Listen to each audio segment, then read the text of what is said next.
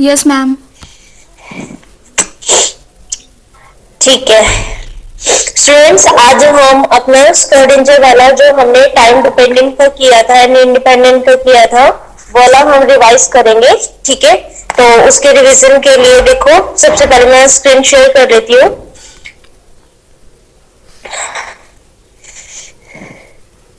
सबको विजिबल है बेटा screen? Yes ma'am. Yes ma'am. Yes ma'am. ठीक है, देखिए बेटा, जब भी हम टाइम डिपेंडेंट के लिए निकालते हैं तो मैंने आपको क्या बताया था, जब हम टाइम डिपेंडेंट कोऑर्डिनल इक्वेशन निकालेंगे तो हमें क्या ध्यान में रखना है कि हमें दो ऑपरेटर्स की वैल्यू फाइंड आउट करनी है। यही बताया था ना मैंने। और वो दो ऑपरेटर्स आपको कौन से ध्यान में रखने हैं, एक तो एनर्जी वाला ऑपरेटर ध्यान में रखना है और एक कौन सा रखना है आपको, मोमेंटम का। उन दोनों की वैल्यू आपकी कितनी आई थी, मैंने आपको निकलवाई हुई है ना, मोमेंटम ऑपरेटर की और एनर्जी ऑपरेटर की। क्या वैल्यूज आई थी मोमेंटम और एनर्जी ऑपरेटर की? कोई बता सकता है या मैं बताऊं? नहीं करना, अगर आपको पता है तो आप कह दो कि हम बताते हैं, नहीं तो मैं बता दूंगी। पता है किसी को? माइनस आई अपन को कर ली। क्या बेटा दोबारा बोलो, किसकी ऑपरेटर की बता रहे हो?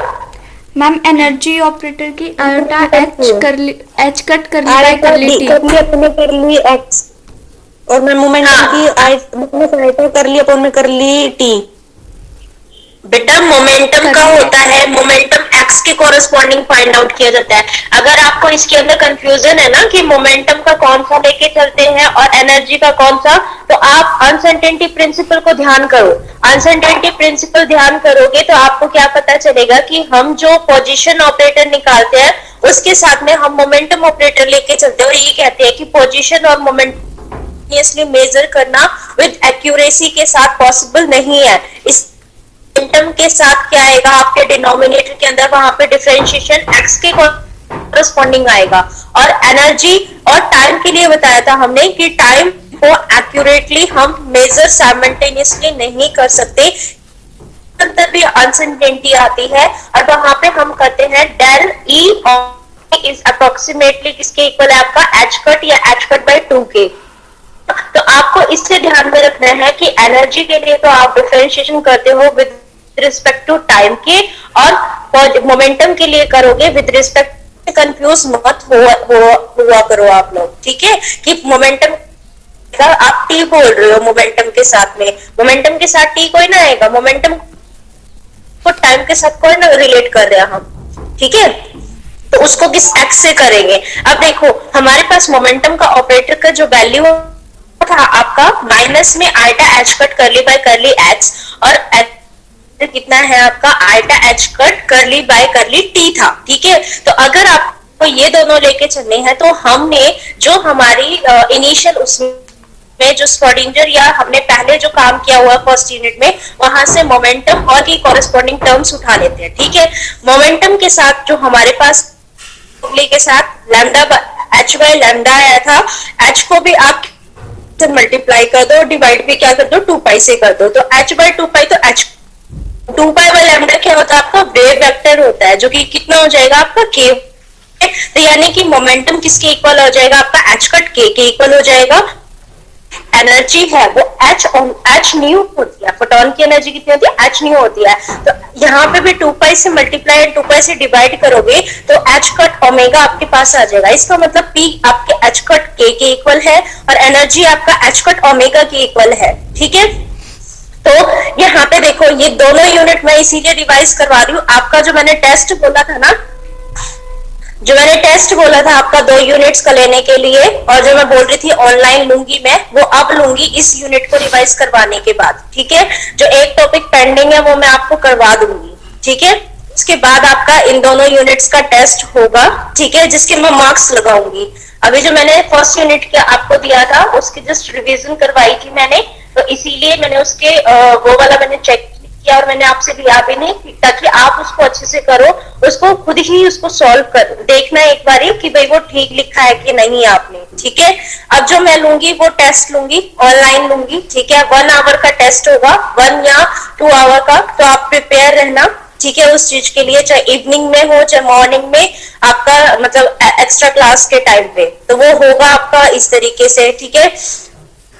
तो इनको अच्छे से समझना कि क्या कौन कौन सी यूनिट का है? फर्स्ट एंड सेकंड का है बेटा, विद न्यूमेरिकल, क्योंकि मैंने न्यूमेरिकल इसीलिए मैंने आपको स्टार्टिंग की क्लास में सारे न्यूमेरिकल समझाए हैं, ठीक है। तो विद न्यूमेरिकल टेस्ट होगा आपका, आप अपना एक्सपेक्टेशन वैल्यू, नॉर्मलाइजेशन वगैरह ये सारे के सारे अच्छे से समझो, ठीक है। जो मैंने करवाए थे क्लास में भी आपके, तो उसके कॉरेस्पॉन्डिंग ये होगा। और फर्स्ट यूनिट में फोटो इलेक्ट्रिक इफेक्ट, ठीक है, जो टॉपिक मैंने आपको असाइनमेंट में दिए थे उन्हीं के कॉरेस्पॉन्डिंग में न्यूमेरिकल टेस्ट में भी दूंगी। अब यहाँ पे देखो, आपके पास ये साई की वैल्यू कितनी हो गई आपकी, जो आप एनर्जी लेके चल रहे हो। तो आपने क्या किया था, वहां पे एक वेव फंक्शन कंसीडर किया था। वेव फंक्शन को कैसे लिखते हैं, कोई भी वेव फंक्शन हम लिखते हैं, ठीक है, कैसे, psi is equal to sine, मतलब कोई एम्पलीट्यूड उसका आएगा इनटू में साइन ओमेगा टी या कॉस ओमेगा टी की फॉर्म में, तो उसको एक्सपोनेंशियल टर्म में हम कैसे लिख सकते हैं, साई इज इक्वल टू आपका एम्पलीट्यूड कोई भी, ठीक है, एक्सपोनेंशियल ऑफ आई के डॉट आर माइनस में ओमेगा टी। आर यहाँ पे के क्या है, प्रोपगेशन वेक्टर है, आर उस पोजीशन जिसके कॉरेस्पॉन्डिंग हम प्रोपगेशन को दिखा रहे हैं, और ये फेज हो गया अपना ओमेगा टी, ठीक है। अभी कहता है कि इसको हम कैसे कर रहे हैं, कि अभी मैं आपको जो बता रही हूँ वो आपका टाइम डिपेंडेंट वन डायमेंशन के अंदर है। आप वन डायमेंशन में जैसे कर रहे हो वैसे ही थ्री डायमेंशन में भी इसको कर सकते हो, ठीक है। पहले वन डायमेंशन समझते हैं, फिर देखेंगे कि इसको थ्री डायमेंशन में कैसे प्रोसीड किया जाएगा। तो अब यहाँ पे देखो, वन डायमेंशन के अंदर अगर कर रहे हैं तो आर को किससे रिप्लेस करना पड़ेगा, आपको एक्स से करना पड़ेगा। तो अगर आर हम कोऑर्डिनेट को ओपन करते हैं, तो अगर थ्री कोऑर्डिनेट्स ही लेके चल रहे हैं तो आर को सिंपली कैसे ओपन किया जा सकता है, एक्स आई कैप प्लस में वाई जे कैप प्लस में जेड के कैप। सिंपल, आपका जो आपका प्रोपगेशन वेक्टर है उसको भी हम तीनों ही डायरेक्शन में क्या कर सकते हैं, रिजॉल्व कर सकते हैं। तीनों डायरेक्शन में करेंगे तो के कितना हो जाएगा, के एक्स आई कैप प्लस में के वाई जे कैप प्लस में के जेड के कैप, ठीक है। इन दोनों को आप डॉट प्रोडक्ट से ओपन करोगे तो ओनली वन डायमेंशन चाहिए, मैं उसको एक्स डायरेक्शन में ही लेके चल रही हूँ, तो आई डॉट आई आपका वन हो जाएगा, तो के एक्स एक्स हो जाएगा, ठीक है। तो यहाँ पे मतलब कि के एक्स ही हमारा लिखा जाएगा, के नीचे उसमें एक्स है, यानी कि एक्स का कोऑर्डिनेट है वो वाला हम लेके चल रहे हैं। तो यहाँ पे आपके पास कितना हो जाएगा, आपका एक्स का फंक्शन के लिए psi is equal to amplitude exponential आपका आई के एक्स माइनस में ओमेगा टी।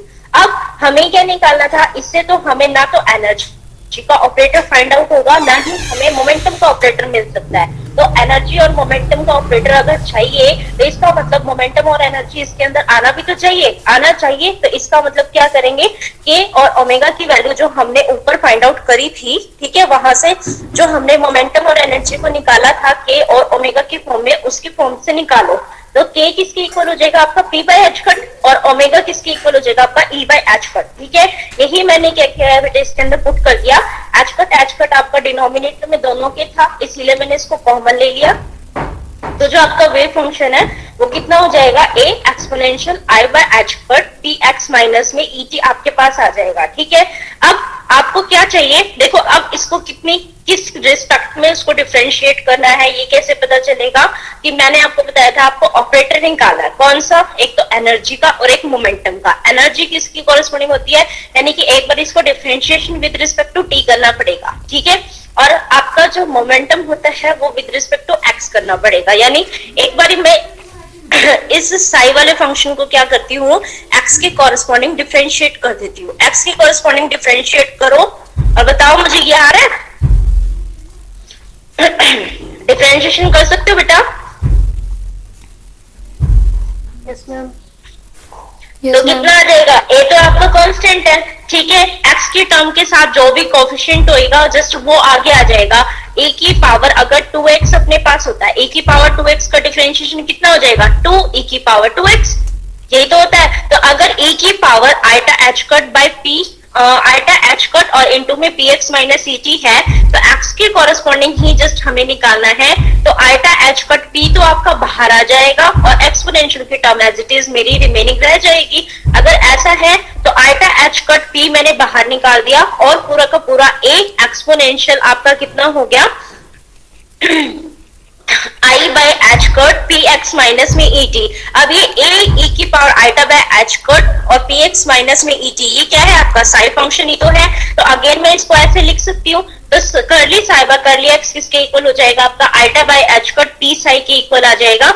यहां से देखो आपने पी मोमेंटम इस तरीके से वो करना है कि आप किसी भी फंक्शन साई के ऊपर ऑपरेट कर रहे हो तो उसके अंदर से आपका क्या रिजल्ट निकल के आता है। तो यहां से देखो, यहाँ पे सिर्फ पी साई रखो और ये आइटा बाय एच कट था ना, इसको करली साई बाय करली एक्स की साइड में ले जाओ, ठीक है। तो ये आई बाय जो एच कट है वो तो न्यूमिनेटर में चला जाएगा और डिनोमिनेटर में आपका आइटा आ जाएगा। आपको पता है अगर आइटा से मल्टीप्लाई आइटा से डिवाइड कर दूं तो नीचे डिनोमिनेटर में आइटा स्क्वायर हो जाएगा और आइटा स्क्वायर कितना होता है आपका -1। एक मिनट,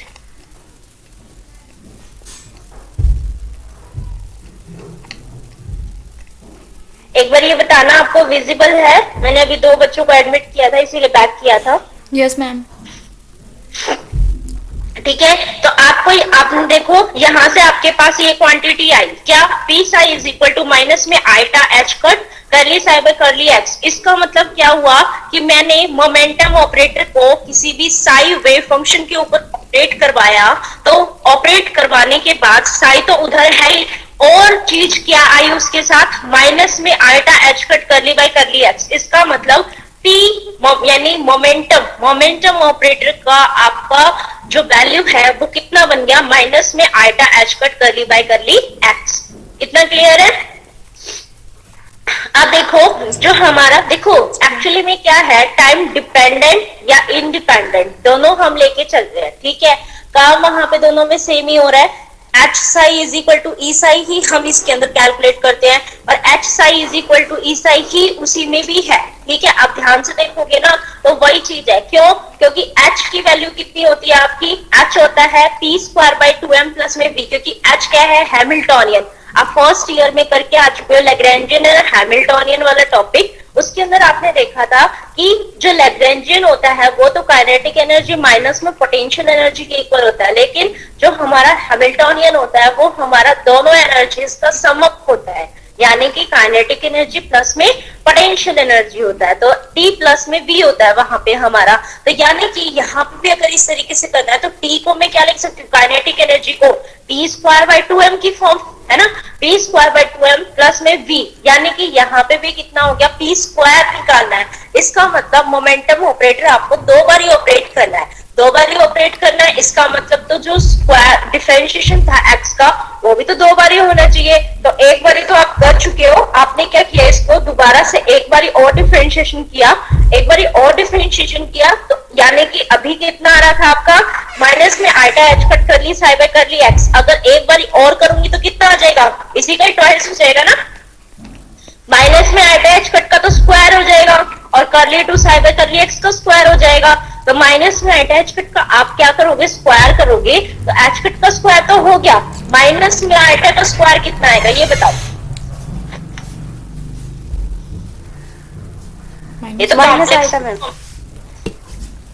माइनस आइटा का होल स्क्वायर करेंगे तो माइनस आइटा आएगा, -1 आएगा, बिकॉज माइनस आइटा का स्क्वायर करोगे तो माइनस का तो वो तो चला ही गया, बचा क्या आइटा का square, and iota square is -1। तो इसका मतलब आपका, अगर आप मोमेंटम ऑपरेटर को ट्वाइस यानी पी स्क्वायर फाइंड आउट करते हो तो उसका आपका रिजल्ट मोमेंटम ऑपरेटर का स्क्वायर का रिजल्ट कितना होगा, माइनस में एच कट का square curly two psi by curly x का स्क्वायर, ठीक है। ये इसका मोमेंटम ऑपरेटर का वैल्यू होगा। अब आपको क्या करना है, दूसरे वाला करना है, ठीक है। ये देखो यहां से आपका रिजल्ट आ गया, p square psi is equal to minus में एच कट का square curly two psi by curly जो साई बाय करली एक्स का स्क्वायर। इसका मतलब साई आपने एक वेव फंक्शन ले रखा था जिसमें पी स्क्वायर की वैल्यू को ऑपरेट किया है, तो आपके पास ये रिजल्ट आ गया। अब मैंने बताया था पी आपका h psi is equal to e psi आपको फाइंड आउट करना है। इसका मतलब ई की भी तो वैल्यू आनी चाहिए इसमें, है ना। ई कैसे निकालते हैं, यानी कि टी के साथ डिफरेंशिएशन होना चाहिए। तो हमने जो वेव फंक्शन लिया था उसका क्या कर दिया, टी के कॉरेस्पॉन्डिंग डिफरेंशिएशन कर दिया। अगर टी के कॉरेस्पॉन्डिंग डिफरेंशिएशन करूंगी तो आप यहाँ पे देखो आपके पास पी के एक्स के p मतलब x के कोरस्पॉन्डिंग किया तो p बाहर आया। अब t के कोरस्पॉन्डिंग करूंगी तो क्या आएगा, e iota h cut, e ही तो बाहर आएगा और माइनस इसके t के कोएफिशिएंट के साथ क्या है, माइनस e, इसका मतलब ये माइनस भी बाहर आएगा।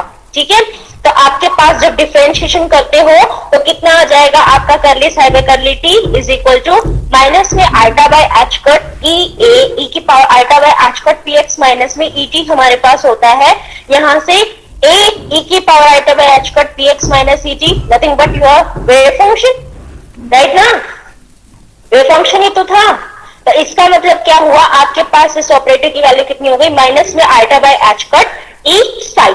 तो हमारे पास ये वाली आ गई। अब हमें तो एक्चुअली में क्या चाहिए होता है, ई साई देखना है कि ई साई की वैल्यू कितनी है। तो इसका मतलब ये माइनस में आइटा बाय एच कट है, इसको लेफ्ट हैंड साइड ले जाओ, लेफ्ट हैंड साइड लेके जाओगे क्योंकि दो ही क्वांटिटी थी तो ये अपना रेसिप्रोकल होके जाएगा। माइनस में आइटा एच कट तो आपके न्यूमिनेटर में आएगा, आइटा आपके डिनोमिनेटर में आएगा। ठीक है, आइटा आपके डिनोमिनेटर में आएगा। आइटा अगर हमारे डिनोमिनेटर में आ रहा है तो मैंने दोबारा से ही आइटा से मल्टीप्लाई आइटा से डिवाइड कर दिया, तो आइटा से डिवाइड करूंगी तो डिनोमिनेटर में तो आइटा स्क्वायर हो गया, डिनोमिनेटर में अगर आइटा स्क्वायर हो गया तो आइटा स्क्वायर की वैल्यू फिर माइनस वन, तो माइनस माइनस क्या हो गया वहां पे प्लस हो गया। ठीक है, माइनस माइनस वहां पे प्लस हो गया, इसका मतलब इसकी वैल्यू कितनी हो गई आपकी, माइनस में आइटा, देखो इसका हो जाएगा प्लस में आइटा एच कट करली साइड बाय करली टी। आपकी एनर्जी ऑपरेटर की वैल्यू कितनी, देखो आइटा इसमें तो नीचे लिया हुआ है इसीलिए माइनस साइन कंसीडर किया हुआ है। अगर मैं आइटा से मल्टीप्लाई आइटा से डिवाइड कर दूंगी तो वो प्लस का हो जाएगा। तो ऑपरेटर कितना हो जाएगा, e psi is equal to h cut eta curly side by curly t. तो साई तो एक वेव फंक्शन है, तो आपको कभी भी साई ध्यान नहीं रखना कि भाई e psi is equal to this. ठीक है, आपको जस्ट ऑपरेटर की वैल्यू याद रखनी है क्योंकि साई तो मेरा वेरी करता रहेगा। अभी इस टाइम डिपेंडेंट के लिए आपने जो साई का वेव फंक्शन कंसीडर किया है, जरूरी कोई है हर न्यूमेरिकल के लिए मेरे पास वही साई का वेव फंक्शन रहे। तो अगर हमें उसको ऑपरेट करना है तो हमें ये भी पता होना चाहिए कि इसकी जस्ट वैल्यू कितनी है, नहीं तो आप उसको साई को ऐसे ही रख दोगे। ठीक है, तो जस्ट इसके ऑपरेटर की वैल्यू को ध्यान में रखो कि ऑपरेटर की वैल्यू कितनी है, उसके बाद आपका ये रिजल्ट आ जाएगा। अब आपको क्या करना था, e psi is equal to this था। ठीक है, तो अब वही वाली बात है, हैमिल्टोनियन मैंने किसकी इक्वल बताया था आपका, काइनेटिक एनर्जी प्लस में पोटेंशियल एनर्जी के। तो काइनेटिक एनर्जी प्लस में पोटेंशियल एनर्जी करते हैं तो काइनेटिक एनर्जी को कैसे लिख सकते हैं, मैम स्क्रीन विजिबल नहीं है, यानी कि क्या हुआ, स्क्रीन विजिबल नहीं है मैम। क्या बच्चा, अच्छा स्क्रीन विजिबल नहीं हो रही, एक मिनट।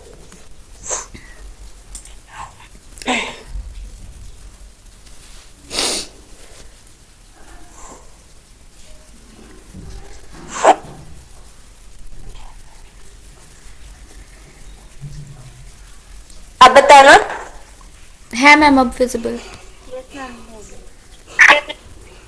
ठीक है, देखो अब इसके अंदर कितना हो गया आपका, वही आपको वो ध्यान में रखना है, e psi h psi is equal to e psi. तो एच को क्या लिखना है, काइनेटिक एनर्जी प्लस में पोटेंशियल एनर्जी का फैक्टर। ठीक है, तो काइनेटिक एनर्जी को कैसे लिखेंगे, पी स्क्वायर बाय 2m। ठीक है, तो अगर पी स्क्वायर बाय 2m करना है तो पी स्क्वायर ऑपरेटर की वैल्यू अभी क्या निकाली थी आपने, माइनस में एच कट का स्क्वायर करले 2 बाय करले x का स्क्वायर साई है ना, और यहाँ पे डिनोमिनेटर में 2m भी है क्योंकि काइनेटिक एनर्जी में p स्क्वायर बाय 2m आएगा ना, तो इसीलिए आपकी वैल्यू कितनी हो गई, माइनस में एच कट का स्क्वायर बाय 2m। यहाँ पे देखो जो इन्होंने लिखा हुआ ना इक्वेशन 2.10, 2.12 एंड 2.13, यहाँ पे देखो आपकी लेफ्ट हैंड साइड क्या है आपका h, और सॉरी राइट हैंड साइड क्या है h, और साई आपने जिसके ऊपर ऑपरेट किया था ये किसके इक्वल आ गया, iota h cut curly by curly t psi. यानी कि iota h cut curly by curly t क्या है आपका, iota h cut curly by curly t क्या है, एनर्जी ऑपरेटर है ना, और उसको आप साई के ऊपर ऑपरेट कर रहे थे। इसका मतलब क्या हुआ कि एच साई किसके इक्वल हो गया आपका, ई साई के इक्वल आ गया। तो यही तो हमें इसके अंदर प्रूफ करना था कि आपका जो टाइम डिपेंडेंट के अंदर था वो कितना आएगा, h psi is equal to e psi, जिसके कॉरेस्पॉन्डिंग हमें तीन ऑपरेटर्स की वैल्यू मिली। एक तो हमारे पास क्या है, एनर्जी ऑपरेटर है, एक मोमेंटम ऑपरेटर है, एक मोमेंटम का स्क्वायर ऑपरेटर है। एनर्जी ऑपरेटर की वैल्यू आई थी तो iota h cut curly by curly t, momentum operator की वैल्यू है माइनस में iota h cut curly by curly x, और मोमेंटम स्क्वायर का ऑपरेटर की वैल्यू है आपकी माइनस में एच कट का स्क्वायर करली 2 बाय करली एक्स का स्क्वायर। ठीक है, तो यहां तक आपको पूरा का पूरा कंप्लीट करना है। ये आपका हो गया 1 डायमेंशन। ठीक है, अब क्या करना है, 3 डायमेंशन में करना है। तो 3 डायमेंशन में जहां जहां पे आपने एक्स ओनली एक्स लेके चले थे, अब क्या करना पड़ेगा आपको पूरा का पूरा तीनों आर के लिए कंसिडर करना पड़ेगा। यानी कि जो आपने वहां पे के आर के एक्स लेके चले थे ना, आप के की वैल्यू जैसे रिप्लेस कर रहे थे आप, ठीक है, लेकिन के को कंसिडर के और एक्स को कंसिडर, क्योंकि 1 डायमेंशन में हम सिर्फ एक्स डायरेक्शन में कर रहे थे। अब हमें क्या करना है, तीनों के डायरेक्शन में करना पड़ेगा। तीनों डायरेक्शन में करना पड़ेगा तो आर की रिजॉल्वमेंट जो एक्स वाई जेड में कर रही थी और खाली एक्स के लिए कंसिडर किया था, हमें तीनों के लिए कंसिडर करूंगी तो मेरे को अपनी जो फर्स्ट इक्वेशन है उसी को ही कंसिडर करना पड़ेगा, उसी को ही कंसिडर करेंगे। तो 3 डायमेंशन के अंदर आपकी तीनों की वैल्यू को, मतलब एक्स वाई जेड, ठीक है, पुट करने के बाद तीनों को, जैसे देखो आपका फंक्शन क्या बन जाएगा, यहाँ पे फंक्शन देखो p और t की फॉर्म में करली साई, जो आपका साई है आपका वो कितना हो गया, a exponential iota by h पर p डॉट r माइनस में et। ये समझ में आया फंक्शन कैसे लिखा है? Yes ma'am.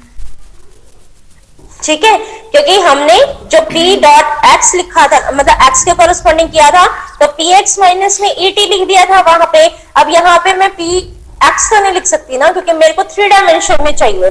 3 डायमेंशन में चाहिए तो जैसे प्रोपगेशन वेक्टर आपका रिजॉल्व हो रहा था x y z के corresponding kx ky and kz, ऐसे हमारा मोमेंटम भी तो रिजॉल्व होगा ना, px py एंड pz के कोरस्पॉन्डिंग। तो मोमेंटम कैसे होगा आपका, px i कैप प्लस में py j कैप प्लस में pz k कैप की कोरस्पॉन्डिंग। ठीक है, ऐसे जो r है वो भी हमारे पास x y एंड j की कोरस्पॉन्डिंग रिजॉल्व होगा। ठीक है, तो आपने क्या करना है, इस तरीके से यहाँ पे तीनों की वैल्यूज, जैसे हमने ऑपरेटर्स की वहां पे सिंगल के लिए किया था differentiation 1 time, double time with respect to x and differentiation with respect to time, ऐसे ही इसको कैलकुलेट करके आपको वैल्यू पुट करनी है। ठीक है, और अपना जो भी उसमें वैल्यू थी, जो आपका 1 डायमेंशन के अंदर x i equal to e वाला फॉर्म निकला था, वो आपको कैलकुलेट करना है।